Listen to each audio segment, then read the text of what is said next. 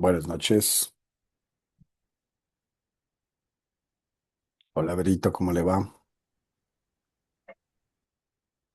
Bien, gracias, profe. ¿Qué tal esas sumativas? Magister, buenas noches. Buenas noches. Buenas noches, Hola, ¿cómo están? Buenas noches. Buenas noches, profe. profe. ¿Qué tal, Jason? ¿Qué tal esas sumativas, Berito? Bien, profe, todo tranquilo. Bien, bueno. Carlita, ¿cómo les ha ido?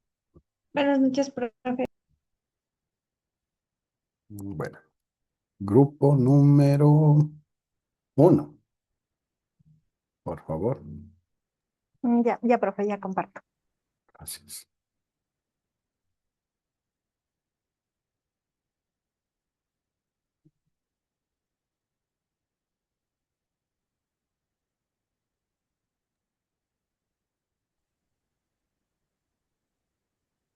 Mm. Buenas noches, profe. Buenas noches, compañeros. Somos el grupo número 1 y vamos a exponer activismo feminista digital, colectivos juveniles que denuncian violencia en redes. El activismo feminista digital es una extensión de la movilización tradicional o llamada también de calle, que aprovecha las redes sociales para superar límites geográficos y organizarse con rapidez. Se caracteriza por el uso de hashtags, de memes críticos, de campañas globales y de testimonios en primera persona. Facebook y TikTok cumplen funciones distintas, pero que se complementan. Facebook se destaca por su capacidad para formar comunidades, para debatir y para almacenar información.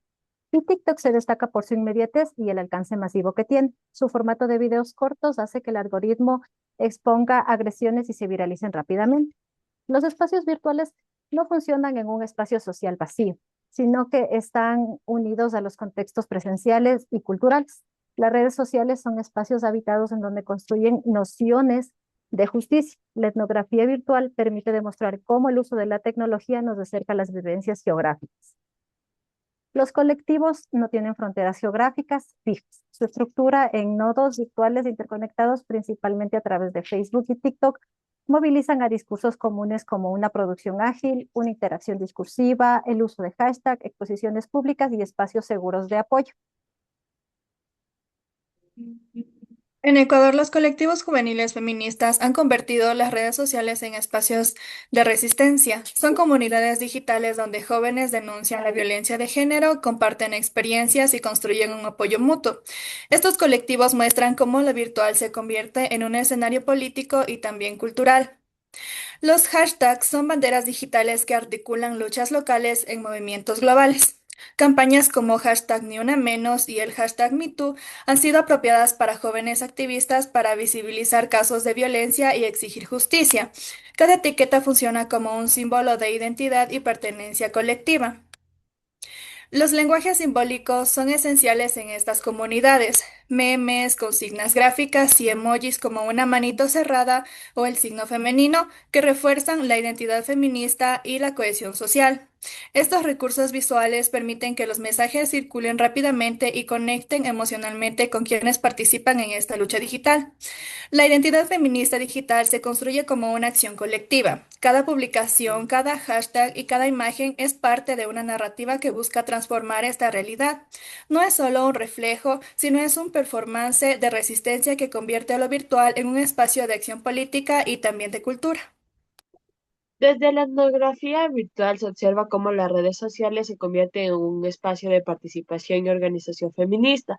Los colectivos juveniles utilizan plataformas digitales para compartir información, debatir problemáticas de género y construir comunidades que promuevan el cambio social a través de la interacción constante entre usuarios.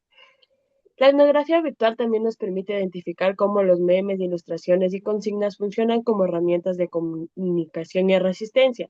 Estas publicaciones permiten mensajes sobre la igualdad, las denuncias de violencia de género y mediante recursos visuales facilitan la identificación de participación de los usuarios. Al analizar las interacciones dentro de las redes sociales, observan que los hashtags nos permiten conectar con personas con intereses y objetivos comunes. Etiquetas como Ni Una Menos nos fortalecen comunidades digitales que amplían el alcance de los mensajes y facilitan la movilización colectiva en torno a la demanda feminista. Finalmente, la etnografía virtual dentro de plataformas como TikTok y Facebook, los colectivos juveniles comparten videos, testimonios e imágenes que reflejan experiencias reales. Estas narrativas contribuyen a la construcción de identidades colectivas que generan empatía entre los usuarios. Estos colectivos feministas utilizan TikTok para denunciar casos de violencia de género. Los duetos permiten reaccionar a testimonios y también amplificar mensajes. El Stitch sirve para responder o complementar información y los streams facilitan conversaciones en tiempo real, apoyo comunitario y difusión de denuncias. Los grupos de Facebook funcionan como espacios de donde las mujeres comparten experiencias, denuncian situaciones de violencia y encuentran apoyo. También sirven para difundir campañas, organizar actividades y debatir sobre problemáticas de género. En 2026, organizaciones feministas difundieron en redes sociales información sobre los feminicidios ocurridos en Ecuador. Estas publicaciones fueron compartidas masivamente, generando visibilidad, debate público y presión social para exigir acciones de las autoridades. Las redes sociales permiten que las denuncias lleguen a miles de personas en poco tiempo y gracias a la viralización, perdón, se generan redes de apoyo y también se sensibiliza a la sociedad y se ejerce presión para buscar justicia y cambios frente a la violencia de género. El activismo feminista ha permitido que miles de mujeres visibilicen situaciones sociales como Facebook, Instagram y TikTok. Estas plataformas no solo sirven para compartir experiencias, sino también para encontrar apoyo, generar conciencia y exigir justicia frente a casos de violencia que muchas veces permanecen ocultos. A pesar de sus beneficios, el activismo digital enfrenta varios problemas. Uno de ellos es la censura de contenidos por parte de los algoritmos de las plataformas, lo que limita el alcance de algunas denuncias. Además, muchos activistas sufren acoso en línea mediante comentarios ofensivos, amenazas o campañas de difamación. Jaime 2000 destaca que el Internet es un espacio donde forman comunidades y relaciones sociales. Desde una perspectiva ética, las investigaciones realizadas en espacios digitales deben garantizar el consentimiento informado de las personas participantes y proteger su identidad cuando sea necesario. Como reflexión crítica, consideramos que el activismo feminista digital es una herramienta fundamental para denunciar la violencia de género, generar conciencia social y crear redes de apoyo. Sin embargo, también presenta desafíos relacionados con la privacidad, la seguridad y la interpretación de las interacciones en línea. Muchas gracias por ver esta presentación. Yo prefiero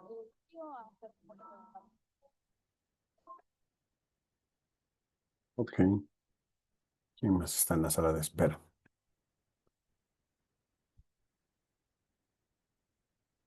Gracias. Déjenme abrirles las calificaciones. Un segundo para empezar con las evaluaciones de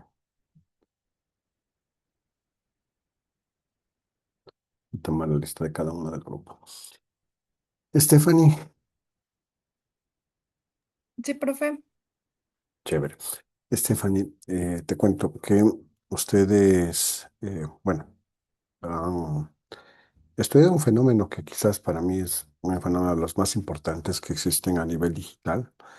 Desde una perspectiva de la etnografía virtual, creo que es de los fenómenos que podrían, de hecho, como un paréntesis, justo ayer estaba leyendo un libro sobre eh, cómo la viralización de los posts, precisamente cuando se genera el hashtag ni una menos, se vuelve en tendencia, ¿no? Entonces, me parece que es un tema muy bonito el que han escogido. Tiene muy buenas fortalezas ahí, un tema súper relevante, ¿ok? Creo que hay que trabajar algunos temas ahí de metodología, sobre todo. Es decir, ustedes describen este fenómeno. De hecho, déjenme abrirles su presentación que me enviaron.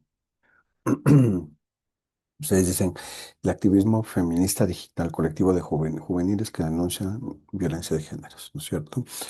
Em, pero no logro ver lo de Christian Hein es muy bien logrado, súper bien, em, pero no logro ver el aterrizaje a un fenómeno particular. Mm, entiendo que es global, eso de alguna manera lo justifica, ¿no?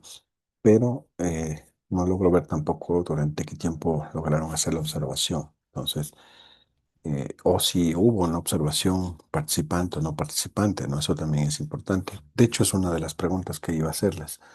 No sé si de pronto me puedes informar si hicieron una observación participante o no participante, querida Stephanie.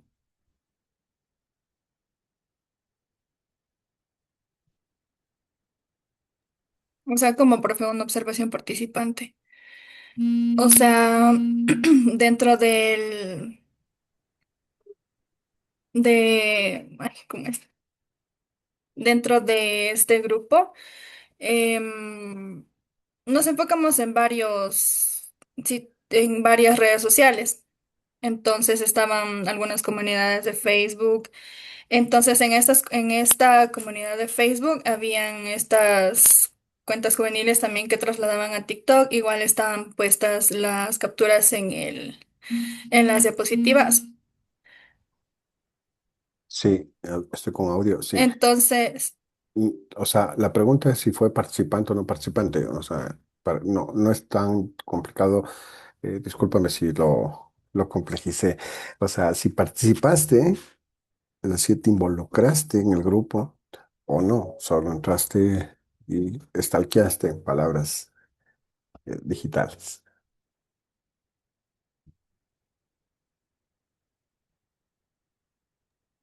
ya le comprendí, profe. Bueno, este, logramos observar ciertas publicaciones, comentarios, igual como seguimos algunas em, comunidades en Instagram así, pero de interactuar con esta comunidad así a fondo, no.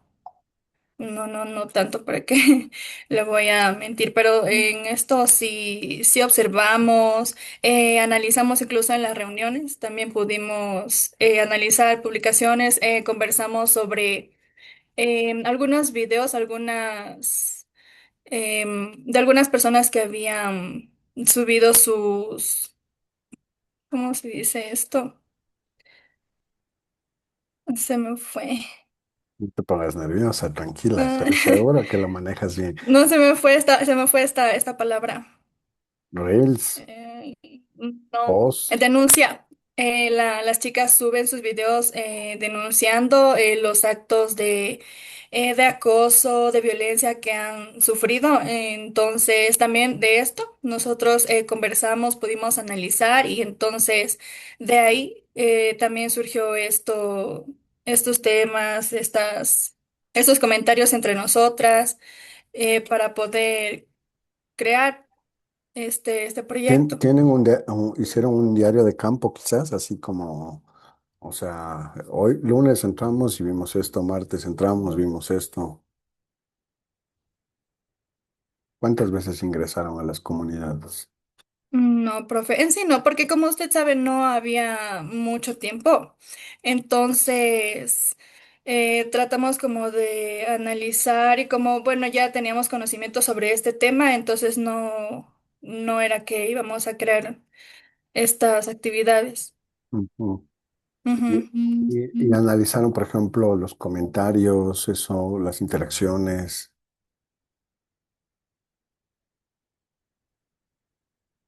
Sí, Profe, profe, eso también. Claro, hablen. Habla, Carlita. ya, perdón, Estefi, por interrumpir. Quería No. contar de que nosotros hicimos una observación no participante.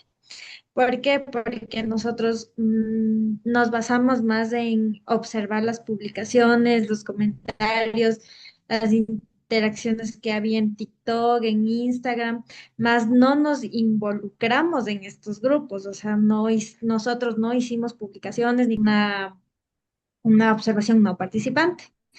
Y también esto nos ayudó a identificar las dinámicas de comunicación que se tienen en estos grupos y las formas de interacción que se utilizan. ¿Y cómo, en ese marco de lo que tú dices, cómo producen pertenencia a esos grupos? Creo yo que producen de la manera en de que se identifican algunas personas con casos que se ha llegado a encontrar aquí en el Ecuador. Entonces es como que yo me identifico con tal persona porque subió y mm, me da la seguridad de yo poder interactuar o dejar un comentario o algo sobre el tema. Pregunta del millón. ¿Por qué este trabajo que ustedes expusieron se podría considerar como una etnografía virtual y no como una exposición de el activismo feminista?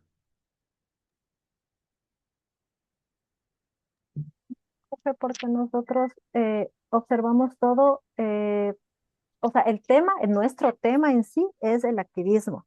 Y nosotros hicimos nuestra etnografía virtual porque se basa en la observación, como ya dijeron mis compañeras, en todos los posts, en todos los comentarios, en las reacciones y cómo se viraliza de una manera impresionante este tema, porque este tema no hace falta tener seguidores, no hace falta tener en una comunidad, sino en TikTok, si se postea, se viraliza rapidísimo porque es un tema, como usted decía, relevante para la sociedad. Entonces, nosotros pudimos hacerlo muchas veces, bueno, cuando no teníamos la etnografía virtual, se lo hacía con la etnografía tradicional, pero hoy en día es mucho más fácil analizar este tipo de temas en las redes sociales. Profe, Tiffany, Tiffany, eh, ¿estás Tiffany por ahí? Sí, profe, aquí estoy. Igual es una pregunta para ti, pero también puede ser para todas, pero hay componentes, hay celdas que son individuales en las evaluaciones. No sé si sabían eso.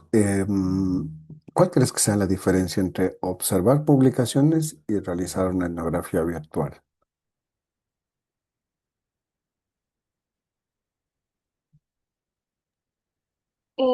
Profe, yo creo que la diferencia entre observar publicaciones es que el observar publicaciones es como que significa como que mirar el contenido que aparece en redes sociales, las imágenes, los videos, los textos, y realizar una etnografía virtual se basa, implica ir más allá, o sea, como que dar más esta milla extra, es como que comprender la cultura, estos significados compartidos, y también como que ver esta interacción entre las personas y que no solo se analiza a las personas, sino que también ver cómo se relacionan entre sí y qué normas comparten. En esto del activismo digital, pues ver, o sea, cómo ellas se tienen esta solidaridad entre, entre las mujeres, dependiendo qué tipo de cosas hayan sufrido, es como que se solidarizan entre ellas mismas y su interacción entre ellas mismas.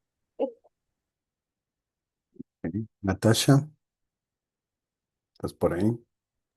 sí, profe, buenas noches, dígame. Hola, Natasha.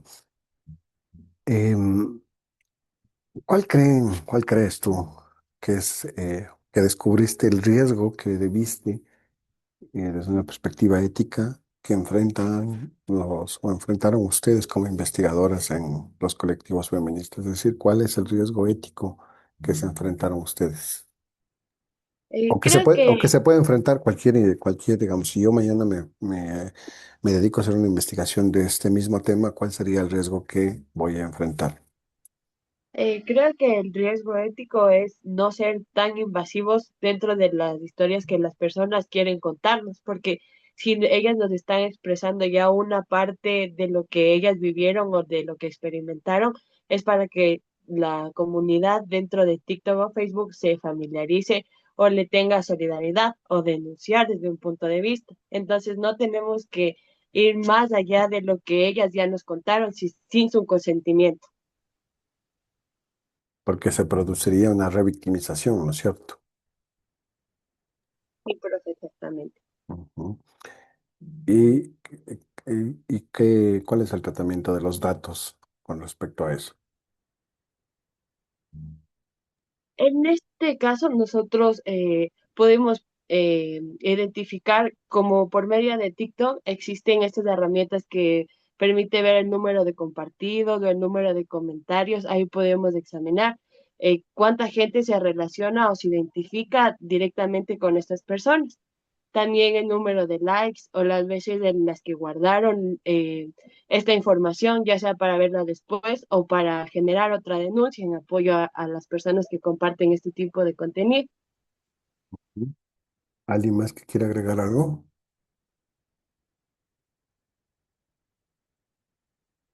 Yo creo que, profe, que igual aquí en esta parte existe varios riesgos por muchas denuncias que se suben en las redes sociales, donde se incluye el nombre de la persona, está el video, la foto y también se incluye estos datos que son súper sensibles. Entonces, si no se trata de anonimizar esta parte o censurar algunas palabras en las redes sociales. Esto yo creo que puede generar este riesgo tanto a las víctimas y a las personas que denuncian, porque si bien es cierto, en esta parte de las redes sociales existe esta parte del acoso digital, porque si se sube algún video, alguna imagen sobre este tema, hay personas que emiten estos comentarios agresivos, estos discursos de odio e incluso amenazas. Entonces, yo creo que también aquí afecta la seguridad emocional de la persona, también la parte física del participante. Ok, muy bien. Ok, bien, es un buen tema. No se pongan nerviosas, más bien. Les felicito. Y además, sí se dan cuenta que cuando ya conversan más informalmente, manejan los criterios de la etnografía, o manejan muy bien. Entonces, sí, a veces las evaluaciones suelen ser así, pero la idea es romper el hielo. Ok, muchas gracias por exponer. Si desean prepararse para alguna otra exposición, pueden salir, no hay ningún problema. Este queda el siguiente grupo. Gracias.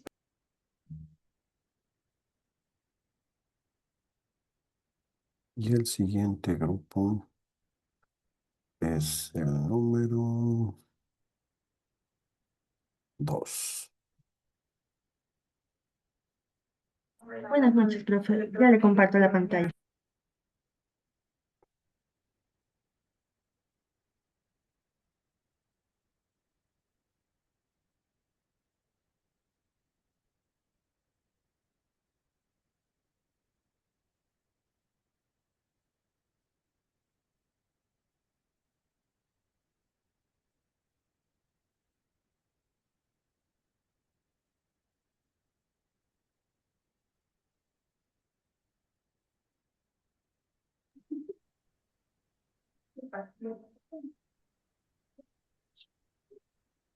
Buenas noches con todos. Somos el grupo número 2 y hoy vamos a presentarles nuestro trabajo de la etnografía digital sobre el fandom de Harry Potter, en específico un grupo de Facebook llamado Nación Potterhead, en el cual hicimos varios análisis de diferentes publicaciones e interacciones, con una observación participante prácticamente en el grupo.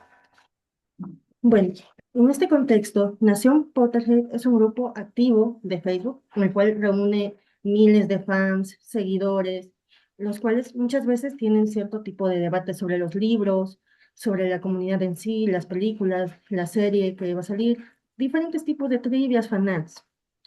Y bueno, para esta investigación nos enfocamos en estas tres preguntas que nos guiaron en prácticamente la observación y el análisis etnográfico que queríamos realizar de la comunidad, como cómo se construye, qué códigos culturales hay y cómo se resignifican las narrativas originales en el grupo. El objetivo principal fue analizar las prácticas culturales y los significados compartidos que hay en este tipo de interacción, en este tipo de plataforma, lo cual fuimos revisando por diferentes días de la semana, entre el 28 al 31. Y bueno, a continuación mi compañera. Comunidades virtuales de Castells. Según Manuel Castells, Internet es un espacio donde las personas crean cultura y establecen vínculos sociales. En Nación Potterheart observamos cómo los usuarios comparten símbolos, conocimientos y estas experiencias que convierten el grupo en una verdadera comunidad virtual. La cohesión del grupo se fortalece mediante frases icónicas como 10 puntos para Gryffindor o Calway. Estos códigos son comprendidos por todos los miembros y funcionan como símbolos de pertenencia que van reforzando esta identidad colectiva de todos los integrantes del grupo de los fandoms. Cosinets plantea que las personas construyen su identidad en espacios digitales. En este fandom observamos mediante fanarts, fotografías, cosplays y publicaciones donde los usuarios expresan quiénes son y cómo se identifican con el universo de Harry Potter. En cuanto a la performatividad y la producción cultural, esta identidad no solo se expresa en línea, sino también a través de los objetos físicos, en este caso el coleccionismo de los libros, las varitas y estos artículos oficiales que permiten a los fans materializar su pertenencia y demostrar. La conectividad significativa. Según Hein, señala que estas interacciones digitales generan esos vínculos, como lo hemos visto, vínculos significativos, como está en la Nación Potterhead. Esto se evidencia en la participación constantes como de trivias, encuestas o los debates. Ahora el ritual y la digitalización con la repetición. Esto nos dice que estas prácticas fortalecen los vínculos sociales. En este grupo, las referencias constantes a los personajes, los hechizos, todo esto crean rituales digitales que refuerzan la actividad y el sentido de pertenencia de cada uno de los participantes. Negociación de la identidad. Aquí los miembros no solo consumen el contenido, sino que también la quieren reinterpretar. A través de los debates sobre los personajes y acontecimientos, se negocian colectivamente los significados e identidades generando nuevas formas de comprender este universo narrativo de Harry Potter. La cultura y construcción colectiva. La comunidad posee su lenguaje propio, como sangre sucia y todas esas cosas, símbolos que son reconocibles y prácticas específicas como los cosplays o los roleplays. Y estos elementos nos permiten construir esta cultura compartida donde cada participante contribuye y fortalece la identidad colectiva.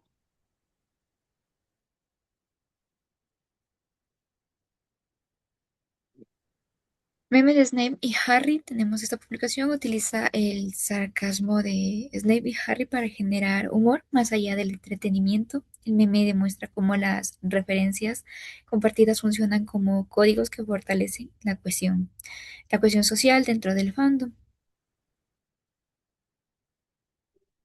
Ay, contenido humorístico sobre planes que no salen como se esperaba. Se evidencia la resignificación de escenas de la saga para representar situaciones cotidianas.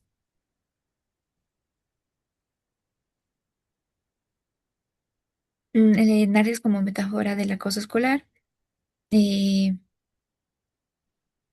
como una reflexión, demuestra que los fandoms no son únicamente grupos de admiradores, sino de espacios donde se construyen identidades, conocimientos y vínculos sociales.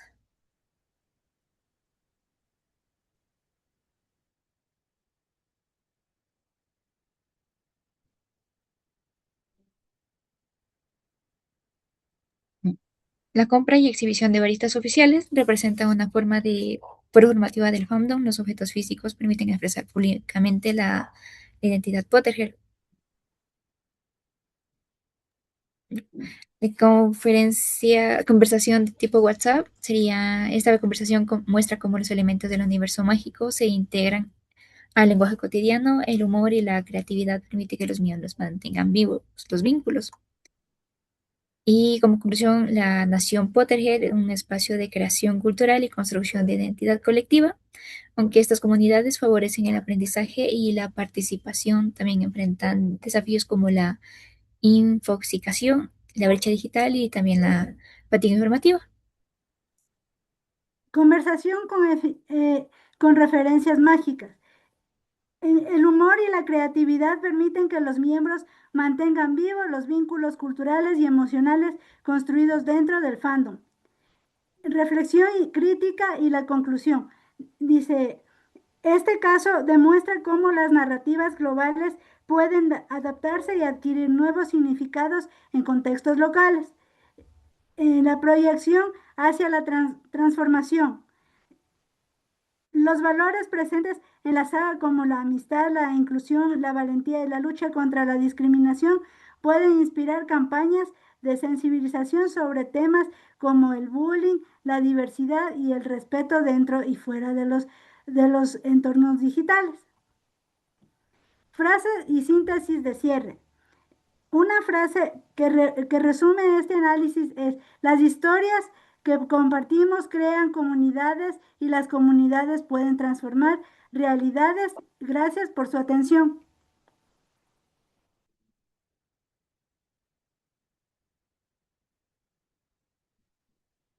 Ok, pueden dejar de compartir. Gracias, Mari.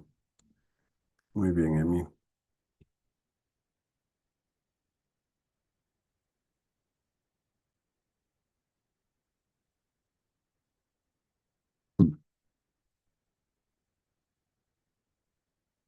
Mm,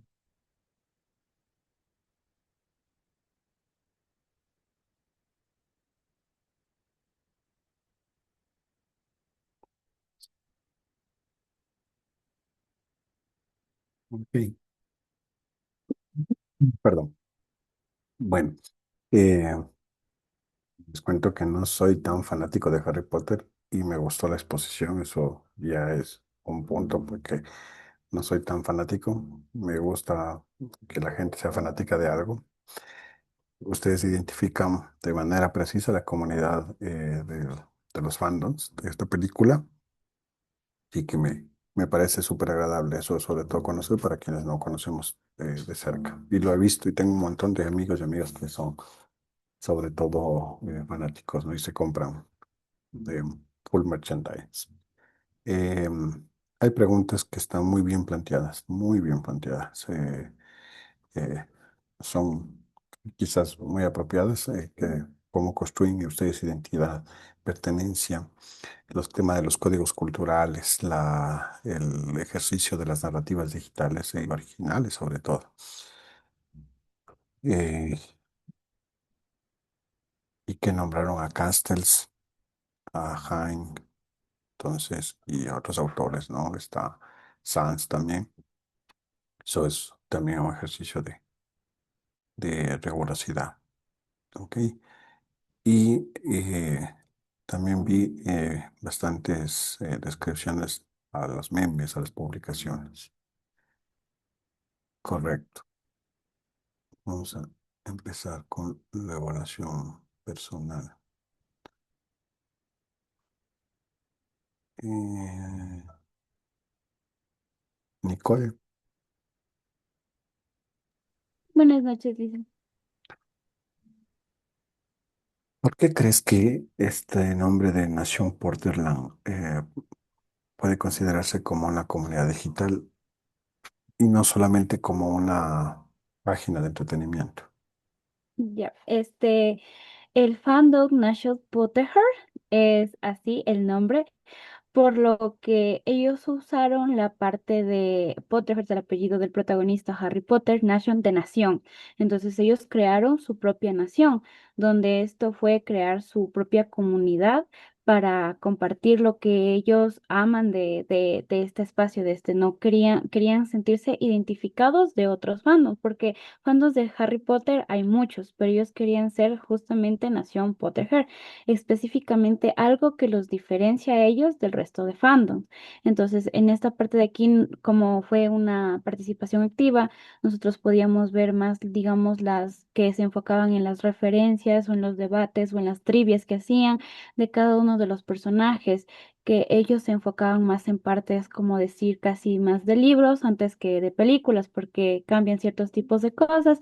Entonces otras personas prefieren adaptaciones de películas a que los libros. Entonces ellos se querían diferenciar de eso. Entonces por eso son una comunidad. Oh, muy bien. Mm.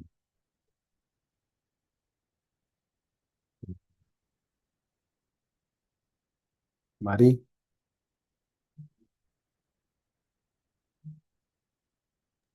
Mande, Lisa. ¿Cómo crees que se construye la identidad dentro de este fandom? O sea, la identidad se construye a través de que, como decir, porque uno es fanático y entonces le empieza a gustar las películas, cosas de Harry Potter, y entonces ellos tienen a crear, como es, una comunidad solo para ellos. Pero ¿qué más comparten entre ellos? Por ejemplo, súper bien lo que dijiste, pero ¿qué más comparten? Por ejemplo, los símbolos, ¿no? Sí, profe, símbolos, signos, imágenes, las películas. Ujú. Muy bien. Memes. ¿Cómo les llaman ustedes? Howards, ¿cómo es? ¿Cómo les llaman eso? De Harry Potter. Las casas de Howard, así como Gryffindor, Ravenclaw, sí, son Ujú, diferentes tipos de clasificación. ujú, ujú.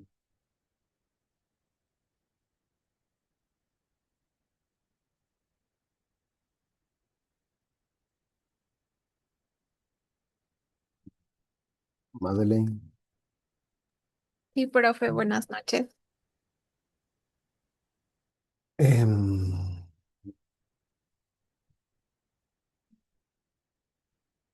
¿Por qué crees que los memes son relevantes para hacer etnografía virtual? Bueno, los memes son muy relevantes y, bueno, importantes ahora ya en esta época digital porque es, o sea, captar las personas mucho más rápido. Entonces, eso ayuda bastante a que se pueda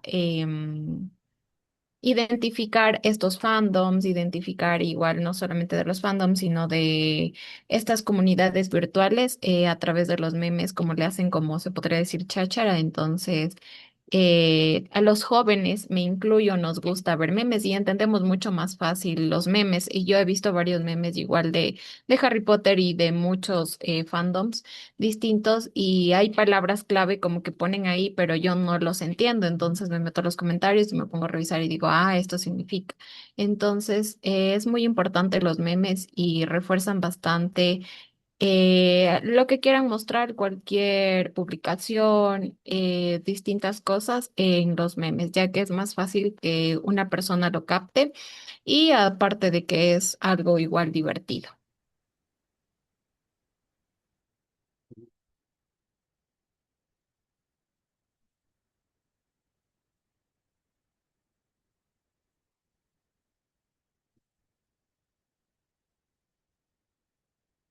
Ana María. Sí, profe.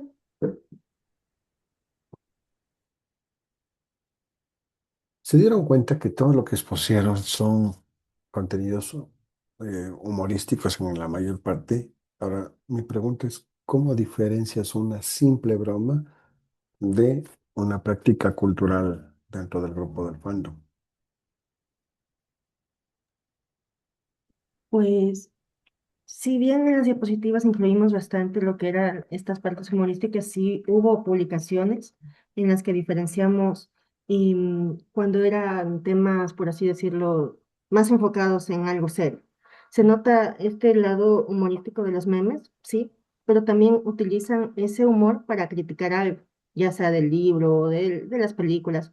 Siempre hacen esta crítica a través de los memes, pero sí se puede diferenciar con otras publicaciones cuando han hecho alguna comparación de los libros con las películas o se han debatido entre ellos por cuál es la mejor casa de Hogwarts, ya que incluso en eso hay diferentes tipos de interacciones que hemos podido observar en este grupo. Así que sí se logra diferenciar este tipo de contenido humorístico versus este contenido más serio, quizás más enfocado en parte de teorías de los libros, de cómo pudieran haber mejorado o si no les gustó el final. Diferentes tipos de publicaciones que hemos detallado. Obviamente no nos iba a alcanzar para detallarlo en las diapositivas, así que pusimos las que nos pareció más interesantes o relevantes. En este caso nos fuimos por esta parte humorística, sarcástica, crítica. Ok, súper bien.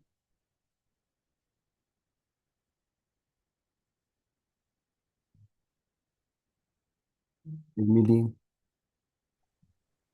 Sí, Liz, buenas noches. ¿De lo mismo? ¿no? ¿O otra? Ay, Eh, ¿Te gusta Harry Potter? un poquito, sí. ¿Cuál es la película que más te gusta? Mm, como tal, no les identifico, pero hay una que tiene este de duende, no es duende, un duendecito, no es duende. Bueno, es no, no les ubico, pero o sea, poco, pero me gustan porque, o sea, toda la temática en general. ¿Cuál es la frase que más conocida de la serie de que Harry Potter pronuncia? Mm, lo de las casas, o si no, lo de sangre sucia, eso. Está bien. No, esto solo es una pregunta para incomodar, ¿no? Porque no necesariamente tiene que gustarte una investigación. Más bien por el contrario, o sea, cuando empiezas a investigar, te empiezas a enterar y quizás ahí le tomas pasión a algo. O sea, por supuesto, la mejor cosa es que te inspire, que te gustan, por supuesto, pero si es una investigación, por ejemplo, como esta, académica, que no necesariamente, o por ejemplo puede ser laboral, no necesariamente sea quizás de tu fanatismo, pero que debes hacerlo y vas encontrando ahí cosas. Por eso es que ustedes van a encontrarse con muchas investigaciones de gente que se ha involucrado precisamente por su trabajo, ¿no? A generar investigación. Ok, listo. ¿Preguntas? ¿No? Tampoco les iba a decir cuántos se sacaron. Ok, siguiente grupo, muchas gracias. Nos fue bien.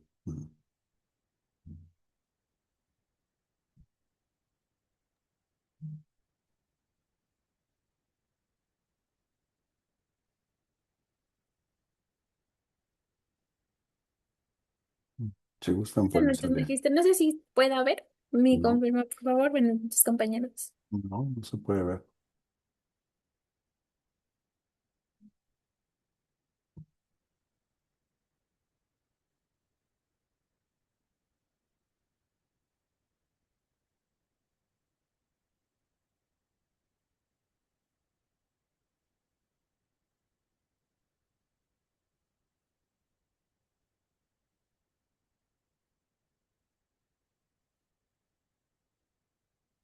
Buenas noches, compañeros y licenciado. Les vamos a presentar nuestra exposición de etnografía virtual. La siguiente presentación analizaremos la obra de Don Clock desde una perspectiva etnográfica, digital y audiovisual, enfocándonos en los gestos, posturas, proxémica y manejo escénico como los elementos narrativos y emocionales. Queremos empezar hablando por qué es la etnografía. La etnografía digital es una metodología que estudia las prácticas culturales y comunicativas desarrolladas en entornos digitales. Permite comprender cómo las personas interpretan, comparten y resignifican contenidos audiovisuales para comprender cómo las personas interpretan estas comunidades. Don Clock no solo es una obra escénica, sino es un espacio donde la presión del tiempo revela nuestra ansiedad existencial. Como podemos ver aquí es el envejecer.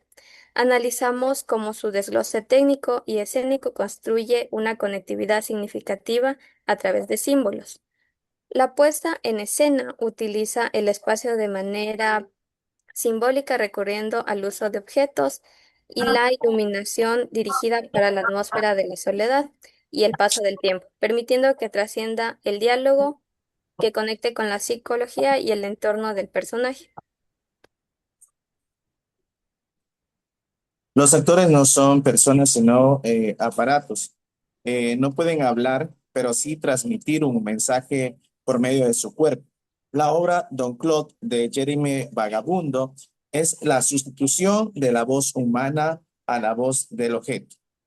En gestos faciales son las expresiones del rostro de emociones visibles. Los gestos faciales que cada actor transmite al momento de dar su mensaje teatral, emociones como la angustia, la preocupación, ayudando al espectador a comprender el conflicto interno del personaje. En la proxémica, el director usa la distancia física entre aparatos para mostrar cómo las personas nos desconectamos a una distancia íntima, personal o social y pública. A los Al analizar las posturas corporales de estos personajes, también observamos una performatividad marcada por una rigidez y la lentitud de estos movimientos que ellos tenían, ¿no? Estos elementos también reflejan cansancio físico, desgaste emocional y también presión psicológica desde una perspectiva etnográfica. Estas acciones representan experiencias humanas vinculadas. El simbolismo del reloj. Este funciona como un símbolo central de esta narrativa que están teniendo, ¿no? Su presencia constante es como el control del tiempo sobre la vida cotidiana. Y también evidencia la presión social, que es al cumplimiento de responsabilidades. Además, también refleja un sentimiento de ansiedad y preocupación. También con la relación con la teoría, esto analiza los significados que se construyen mediante la articulación de distintos elementos comunicativos. En esta obra, los gestos, las posturas, la proxémica y el manejo escénico se integran coherentemente. De esta manera, cada recurso aporta una interpretación y comprensión del mensaje por parte del espectador. En la interpretación emocional, nos permite también relacionar el estrés, la ansiedad de estos personajes con experiencias humanas universales, ¿no? A través de esta narrativa audiovisual, el espectador también establece una conexión emocional con estas vivencias diarias que generan empatía y reflexión, sobre todo la presión del tiempo que ellos tienen y responsabilidades. La comunicación visual de la obra carece del uso de la palabra hablada, para centrarse únicamente en la semiótica del espacio, a través del encuadre y la iluminación. Cada sombra y cada movimiento del actor codifica un mensaje directo sobre la monotonía y la resistencia humana. La mayor fuerza de esta obra radica en su ejecución técnica, ya que la narrativa avanza exclusivamente mediante secuencias visuales y un preciso manejo espacial. Al presidir de diálogos, el cuerpo mismo se convierte en el guión principal que cohesiona nuestra interpretación visual. Este lenguaje escénico genera una profunda tensión existencial de quien lo observa. El espectador conecta con esta obra y se ve reflejado en ella, en esa lucha constante contra el tiempo, enfrentando la rutina moderna que nos exige soportar de forma casi estoica el peso de lo cotidiano. Al analizar la presencia en plataformas digitales, observamos cómo la recepción se vuelve completamente colectiva. La comunidad virtual no solo consume pasivamente la pieza, sino que genera espacios de debate a partir de comentarios, reseñas y opiniones. Los usuarios construyen interpretaciones compartidas sobre temas como la memoria, el abandono, la vejez y el impacto de la tecnología. Si hablamos de la identidad del personaje, se construye a través de sus acciones, expresiones y la forma en que interactúan en su entorno. Más allá de representar a una persona en específica, se simboliza una experiencia universal relacionada con la rutina, las responsabilidades y el desgaste emocional que se atrae a la actualidad. Ahora, si hablamos de la posición y la ética, dentro de aquello, desde una perspectiva crítica, Don Clock demuestra cómo el lenguaje visual puede comunicar ideas un tanto complejas, sin depender exclusivamente de palabras, sino que más allá de un análisis etnográfico, permite identificar significados sociales. Ahora, si hablamos desde la postura con la cultura digital, la obra se relaciona con la cultura digital porque utiliza recursos visuales capaces de generar múltiples interpretaciones entre la audiencia. Actualmente los contenidos audiovisuales son compartidos, comentados, tienen reinterpretación en varias plataformas digitales. Y como conclusión final podemos decir que observamos que los gestos, la postura corporal, la proxémica y el manejo escénico son elementos fundamentales dentro de esta narrativa de Don Clock. Estos recursos permiten transmitir emociones, desarrollar significados y fortalecer la comunicación no verbal. Muchas gracias.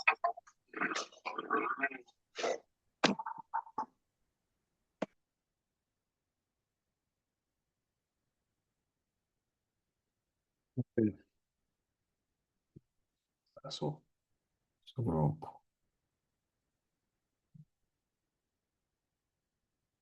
Grupo 3.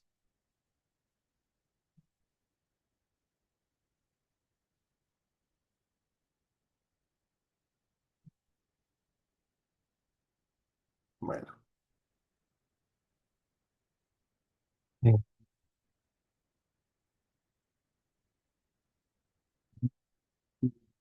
Son José y Alison. ¿Quién es el líder del grupo?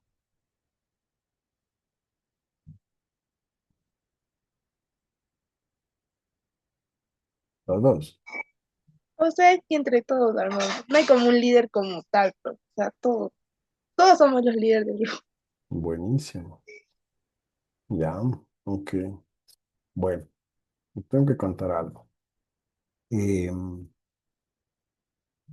Por lo general, en esta sumativa, por tercer año consecutivo, suelo poner una pequeña trampa de lectura y por lo general siempre hay un grupo que cae.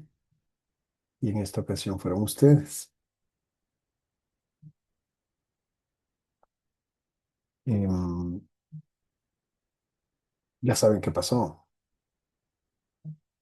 ¿O sospechan?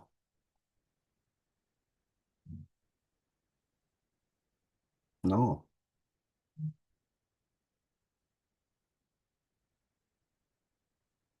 Bueno, les cuento. Me sorprende que nadie haya descargado el documento y nadie lo haya leído. Por eso preguntaba si es que tenía un líder, porque probablemente el líder del grupo descargaba el documento y lo descargó. Entonces hubiesen dicho, ¿saben qué? El responsable era esta persona de pasarnos el PDF en el grupo, pero nadie lo ha hecho. Entonces ustedes solo leyeron una descripción tramposa para que lean el documento PDF que nunca descargaron, ¿no es cierto?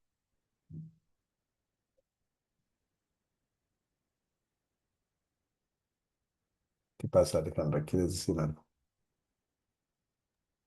O sea, bueno, yo se me descargué el documento, pero no lo, o sea, sí lo vi, pero lo miré por encima, pero cuando leí la descripción, porque yo repartí las partes al hacer, o sea, la verdad que me enfoqué más en la parte de la descripción que decía en la sumativa.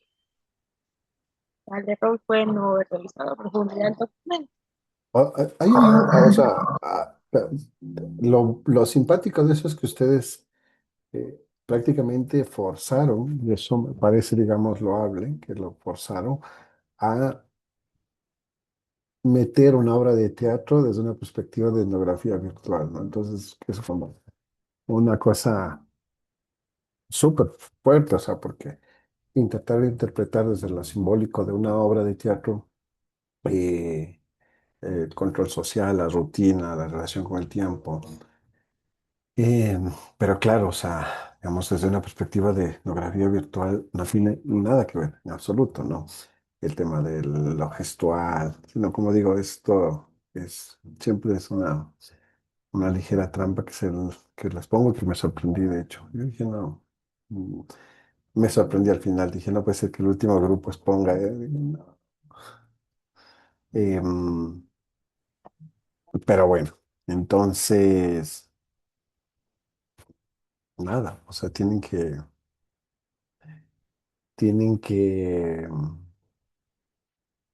desarrollar ahorita, o sea, nos vemos a las 10 de la noche, que expongan, porque no tienen nota, evidentemente, o sea, entonces tenemos que trabajar en eso, porque sí, o sea, tienen que leer el documento. Ahí se jalaron las cuadras.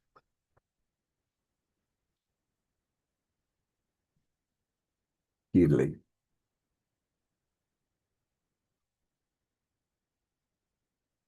Ya encima. Oh, Jimson, ¿qué pasó?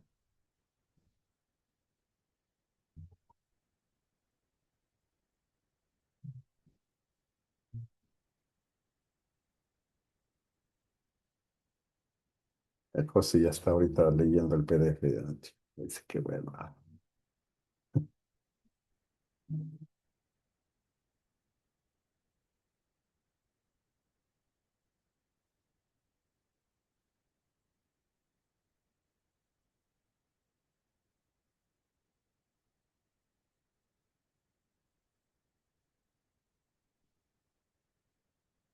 Y ahora,